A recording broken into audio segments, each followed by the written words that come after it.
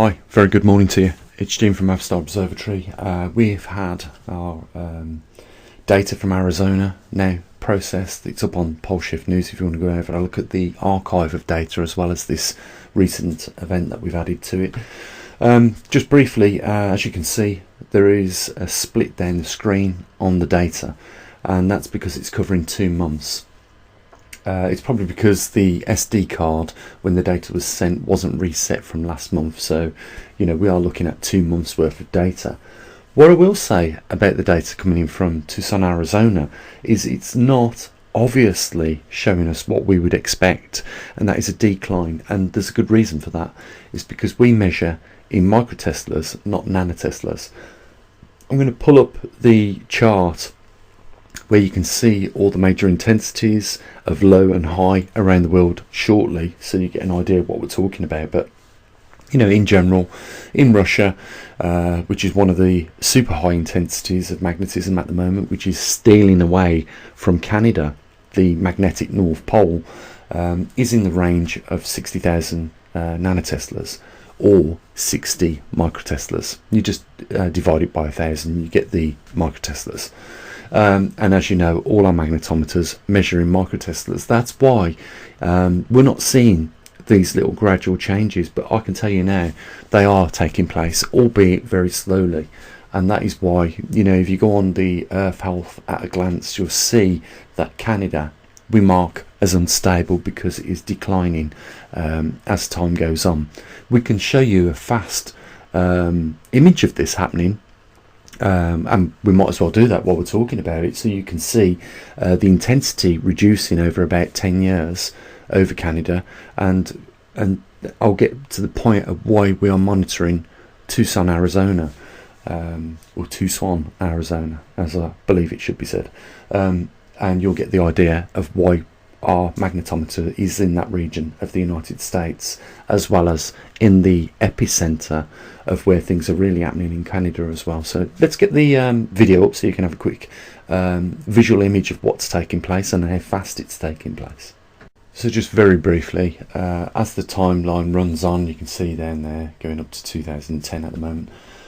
If we look at the disk on the top left, you'll see there's a white dot in the center of the two epicenters. You can see Russia is a lot brighter red in intensity, and Canada is fading, but you don't really get the idea or the picture until bang, as it just goes over to loop the video. You see it change from a light red to a dark red, and then it starts to get lighter and lighter. You can also see the magnetic North Pole migrating at the rate it is, going towards Russia. We know why it's going there. On the right hand disk at the top of the screen, we're looking at the Antarctic Peninsula, and you can see very gradually that white dot leaving the peninsula, moving its way towards Australia. You get the better image on the bottom of the screen. One other thing you can see is in the darkest bluish region is where the South Atlantic anomaly is. You can see that is expanding over towards the continent of Africa. So you get the picture. Now, why are we in Arizona? Let's go and get another chart up so you can see what's going on in Arizona. So if you look over the continent of the United States, I'm pretty sure most of you have got a good background in geography. You know where Arizona is. It's probably about 400-500 miles west of Southern California. I hope I'm right anyhow on that. But what you can see on this chart is over on the left hand top part of the screen, over Canada, a slightly less red than what we look at on the right hand top of the screen where Russia is. And that's because that region, as we just saw in the video clip, over time is losing its intensity, and the reason for the magnetic North Pole being drawn over the northern hemisphere towards Russia is because that intensity is increasing. So it's slowly stealing the magnetic North Pole away from Canada. Has been doing it for the last 100 years. Only difference is in these recent times and these days it's doing it a lot faster. So it's covering a lot more distance in shorter spaces of time. Another thing that we are monitoring is not just the deepest part of the red, we're also monitoring just those fringes around where it goes from deep red to a light red and then into the yellow, and that is why we have our magnetometer there in Arizona. It's an important key spot because we want to see not only what's going on in Canada in the high intensity, which is, as we know, depleting. We also want to see what's going on in the fringe areas of those borders where it goes from dark red to light red to yellow, and that is, as we expect, as it's reducing, the intensity in general over Canada is getting weaker and weaker, and we're monitoring it not just from the epicenter but from the edges as well. And this is what we want to be doing in Russia. You can see Russia is one of the darkest regions on this chart. If you look at the bottom of the chart, you'll see the scale. It's in the 60,000 nanotesla region, or as we measure here at the observatory, in microteslas. And it is for that reason that when we look at the charts, we're not seeing great details in the changes, but there's a good point for doing this. If we measure the overall intensity of the magnetosphere of our planet, it's around 50 microteslas or 50,000 nanoteslas in general. We've worked this out by taking mean readings of all the highest ones and then dividing it by the lowest ones, and it gives us a base so that we can then work on what's going on now. When we see it deplete by 1 microtesla, we'll knock that 50 microteslas of entire strength of the Earth down by 1, so it will become 49 microteslas. It's just so that we get a measuring point and nothing else. We really need to get into Brazil and Russia, and there's no two ways about it. I've even thought about taking the dramatic steps when we're able to open the corridors up and fly again, because this pandemic has stopped that at the moment, going over to Brazil and, you know, just trying to make friends with people, explain what we're doing and why we're doing it, and why it's so important that we monitor that region in Brazil, and not just for the observatory's sake, but for everybody that watches these videos and follows us on the website. You know, this is important times. You know, at the end of the day, we've got 7 billion people on our planet. You know, this affects every one of us in the not too distant future, and there's a lot of questions on the table that genuinely have to be there, because we don't know what the outcome of what is going to happen, simply because of two things. One, we've never recorded it before in entire human history, and two, we don't know why there's a delay of 500,000 years from the last reversal that used to, like clockwork, every 300 to 350,000 years go for a reversal. Why has it stopped? And these are serious questions. 7 billion souls on the planet, and then you account for the billions of diversities of species on the planet. Guess what we all depend on? The magnetosphere to be here in the first place. We could easily look like Mars in the not too distant future. If that is the case, then we will discover that simply. We will find that out shortly, guys, I'm sure. But from now to then, we don't know what we're looking at, and the only reason we are doing all of what we are is to get a best effort of what is happening now. This is a big story. I hope you grasp now why I've got such an enthusiasm for this. It's because, first of all, mankind's never experienced this at this level. You know, it has major implications for supporting life on our planet. If we lose the magnetosphere, we know its key components. You know, the magneto generates the dipoles of our planet, or the poles, the magnetic poles. It also generates the magnetosphere. That's a critical piece of infrastructure that protects us. That's our first and foremost defense against all the harmful cosmic radiation out there that we, you know, are subjected to. Without it, we'd be all sterilized. There would be no life on Earth. You know, without that, we would have no protection from our atmosphere. It would get sputtered away, as NASA called it, their technical term. Not just from solar radiation, but intergalactical radiation due to the grand solar minimum. So, there is work to be done. We ain't finished yet. And, you know, we're a rare nugget of gold. I hope you appreciate, you know, that we are probably the only observatory being so honest and revealing all what we find out, and we have taken it upon ourselves to ask a few members of the public to support us so that we can continue getting more equipment out in the field and looking further into this anomaly. Put this into perspective, COVID-19 is an acorn compared to this problem that we're looking at, and we're probably about 2.7 years away from seeing some dramatic changes on our planet, guys. We've not been lucky enough not to see already major changes. I'm sure you'll agree, you know, the climate has been massively affected by the weakening of the magnetosphere and the grand solar minimum. Both in turn make the jet streams more sluggish, and that changes our predictive cropping seasons. More work needs to be done on this, I'm sure you'll agree. And you know, it's very frustrating. You know, I've been telling people every time I do a video, and I'm sure you're sick and tired of hearing it, but the simple fact is, without funding we don't go forward. We've raised £18.80 in the last 3 weeks on the website. We've done a little bit better on the YouTube channel, but I just can't see why that is.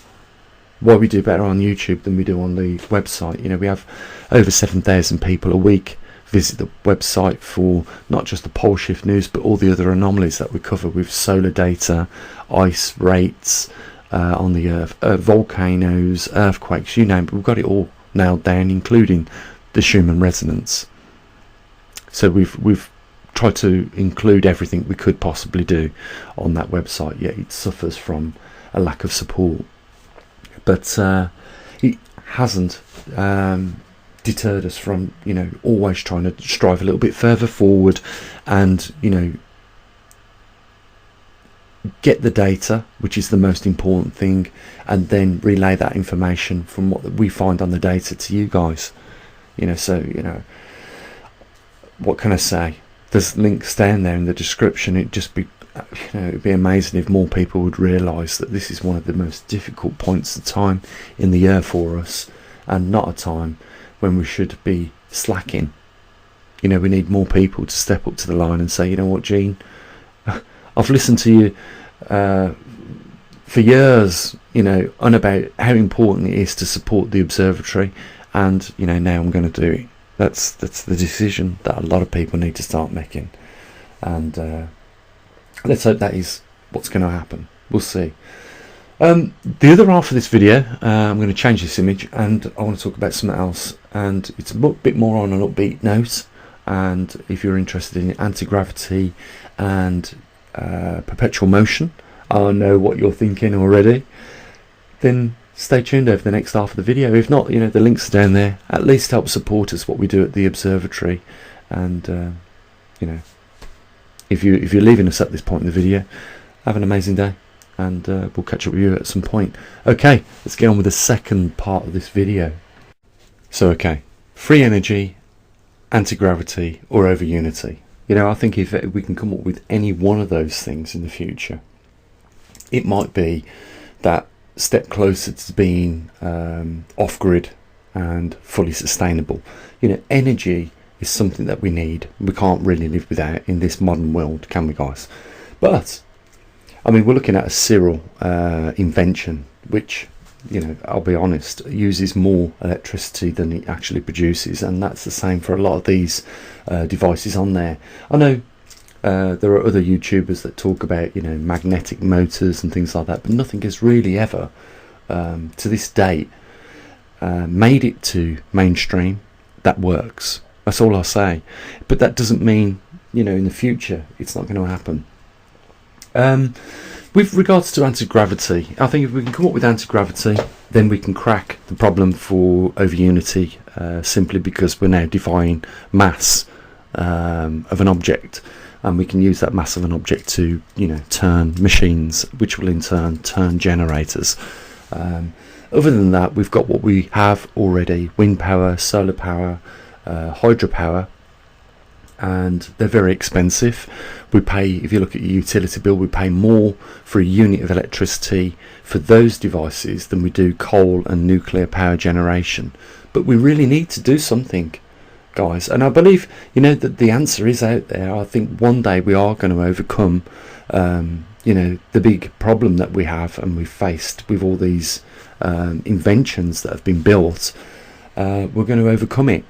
There's been lots of my time invested in building these objects that people have claimed to have over Unity, and I've never had any success in confirming what they've said. So but that hasn't deterred me. I mean, I still from now and then play with coils, high voltage power supplies, and just recently I had this it's like a flyback coil, produces about 15,000 volts. I just wanted to pulse it through a coil to push an iridium magnet, in the hope that we could get some, not free energy, but what I'm looking more along the lines of something super efficient. I think that would be good enough. If we could get something that produces electricity super efficiently, does require a little input. I think that we'll not be far away from, if we utilise some of the other methods of electricity in with that technology, I think we can get somewhere where we can be in a position to be off grid. I love theoretically thinking about these things. The other day I thought, if I could get something that just banged out lots of energy, how would I store the energy? And I thought, well, I wouldn't even bother trying to store it. I'd just sink it into heating up probably 8,000 litre water butt.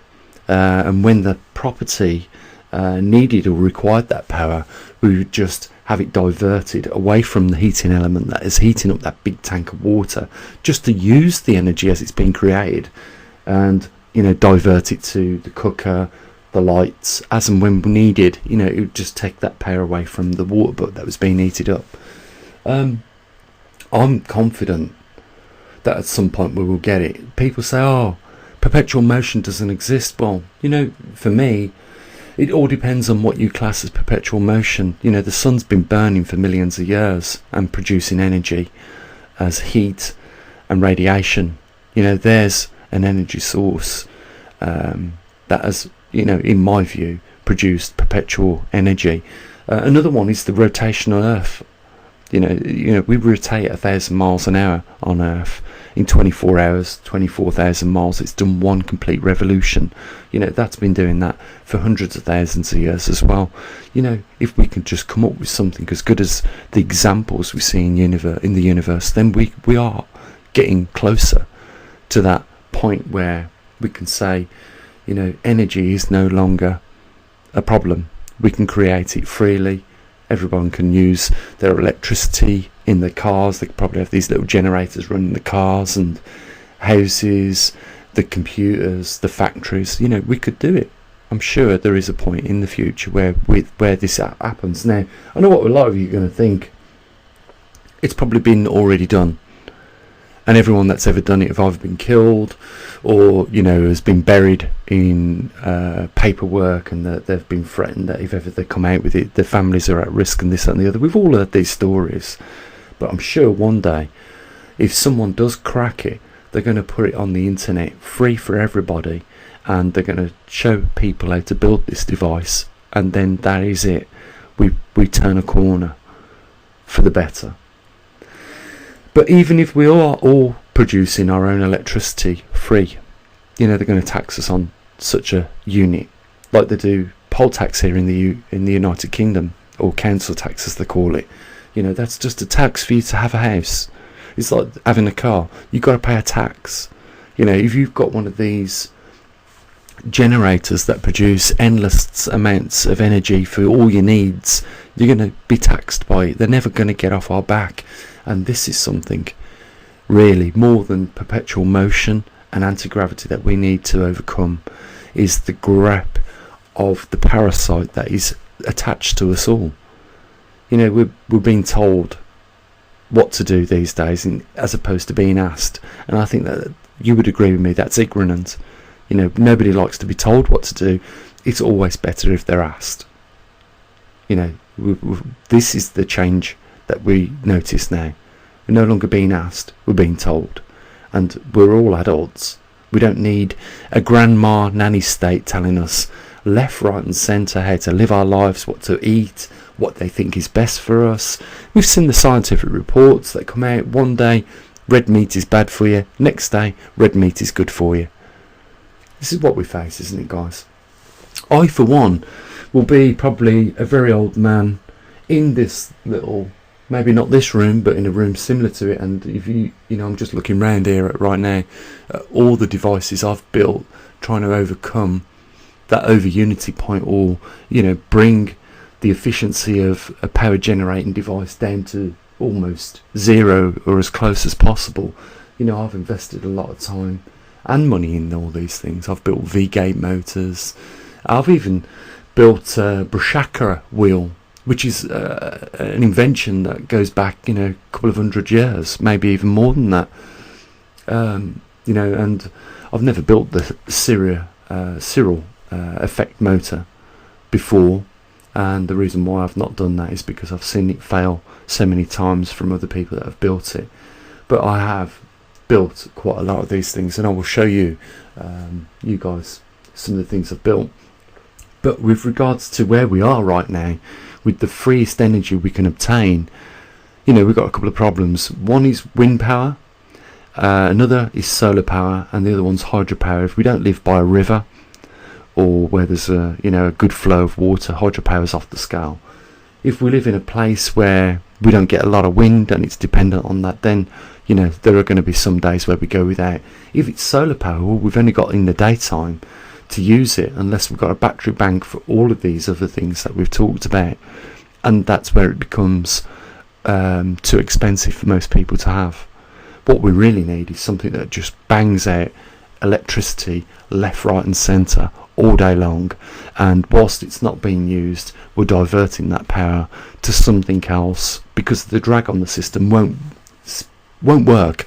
We need to dump that energy that's not being used in perhaps heating up just water tanks pointlessly, until we actually divert that power into our homes where it's used for a purpose. So that's another thing that I do here at the observatory, not just building magnetometers and muon detectors and oxygen sensors and all the other things that we build here. We actually actively do look at that. In an ideal world where someone give us a big chunk of money and said, Gene, just play with that, here you go, build what you want, I'd have a team working on 0 point energy. I'd have a team doing more in terms of getting more magnetometers around the world, so we get our heads up on what's going on with that, and anything else that I thought the public had an interest in that would be beneficial for them, depending on what we discovered and what we found out. That's where I'd be investing the money. It's just sad that we live in a day and age where you can have all the best intentions, you can have the knowledge, but without that vital component, funding, it goes nowhere. I really believe a lot of my talents have been wasted, and my enthusiasm for these things is massive, but it's just lack of funding. If we could raise a couple of $100,000 a year, we could employ a few more like-minded people like me, dedicate our time to resolving some of these issues for us. I know mankind would benefit massively from that. It's just that we've got to convince those people that have the funds, that are in a position to not just think about themselves, but for the benefit of what we call mankind. That's really the issue that we face, and we know it can be achieved. This year I watched an elderly gentleman, 100 years old, in the UK, with his Zimmer frame, walk backwards and forwards in his garden and raise £30 million